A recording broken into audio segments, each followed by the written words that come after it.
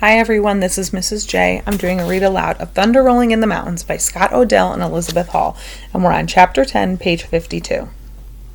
We had come to a second vast valley of brush and willows and tall white trees. The clear stream ran silently from one far shore to another, a day's slow journey on horseback. Blossoms were scattered through the tall grass waving beside the water. We were tired from our long travels, and the old people stumbled at every step they took. But the redcoats strode through the camp with their chests out and their red jackets taunting those who would dare stop them. Looking Glass said we would stay at this place for 3 suns. Here we would cut teepee poles and let them dry. Birch trees with tall, smooth trunks grew everywhere along the shores. They were the best trees for teepee poles. Our women cut down stacks of saplings, peeled them clean, set them out to dry in the sun. Without them we would have to sleep beneath the stars. We would need poles during the rest of our flight. We gathered food to eat along the way. The warriors hunted antelope and black-tailed deer, and the old men caught fish. The women dug roots. No one thought of the white soldiers we had left behind in Montana. No one except Lone Bird, one of our brave warriors. He rode through camp telling the chiefs that we must stay on the trail. "I do not trust the bluecoats," he said. "Maybe they are close behind us. Keep going, move fast. Death may be following on our trail." Wal Leetits agreed. He told him of his dream. "Last night I saw myself killed. I do not turn back from death, but first I will kill some soldiers. My brothers, my sisters, I am telling you, we are all going to die." He offered to take the redcoats and scout back along the trail. Whitebird said that was good, but Looking Glass told Wal Leetits to hunt antelope instead. "The bluecoats are far away across the mountains," he said. "Our horses are weary and need rest. This is a peaceful place, and here we are safe. Your dream was idle fancy, no more." We forgot Long Bird's warning and Wal Leetits' dream. When the hunters came back, it was a happy night. For supper, we ate speckled trout and camas roots baked in ashes and the last of the huckleberries that we had picked along the way. Swan Necklace polished his boots, and he put bear grease in his hair. He fairly glistened. He said kind words about my eagle feather and my goose quill jacket and the blue beaded band I wore around my forehead. But he was so full for his part of the battle that he could talk of little else. I was proud of him. To please him, I said, "You'll be a chieftain after just one more battle with the bluecoats. They'll come sneaking along again in a few days, and I'll kill some more." Children made ugly masks of the dead soldiers with their eyes hanging down on their cheeks and pieces of their ears cut off. They dug holes and buried the masks deep and laughed and hummed secret songs that they made up. Our ponies and mules were tethered above the stream, where they could be watched during the night. Sentries were placed at the crests of the valley, but not enough of them. The camp slept well. In the willow, frogs croaked their night song. A child screamed and dogs barked. A woman who had been wounded at Whitebird moaned. These were all the sounds I heard before daybreak. The sky was cold gray when I woke up from a troubled sleep and crawled out of the teepee. I had picked up a pot to fill with water for the morning meal when the first shot crossed the stream. It came from a tree close to me.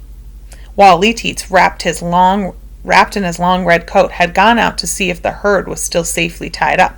He marched along the shore with a warrior's step. A second bullet struck him in the back and knocked him down. He was the one who had killed Richard Devine and started the war, and the enemy knew it. Wal Leetits crawled into the stream. He was falling in the water when his wife came out of their teepee. She was heavy with child, and she would bear him and walked slowly. She caught him in her arms and held him until he gave one last gasp and was dead. The man who killed Wal Leetits stood over her, saying something I could not hear, putting bullets in his smoking gun. The next bullet struck her in the chest. She staggered but made no sound. Somehow she got the gun from him and took careful aim and shot him in the face. Then she sank to the ground and died. My father lurched from his bed and ran outside. He thrust my baby sister into my arms. The air was filled with shouts and war whoops and cries of children, cut through by the sound of shooting. Bullets tore through the camp like hailstones. Fire burned alongside the shore from one teepee to another. Women and children, clutching their skirts, and babies on their backs, ran out of teepees screaming. My father told them to leave the stream and hide on the hillside in the brush.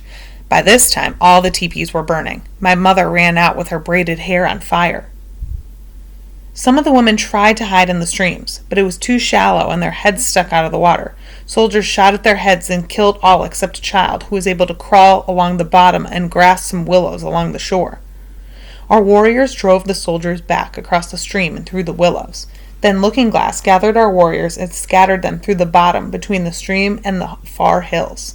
They dug pits, set up carbines, and built rock walls high enough to shoot over, but not to be shot at by the soldiers.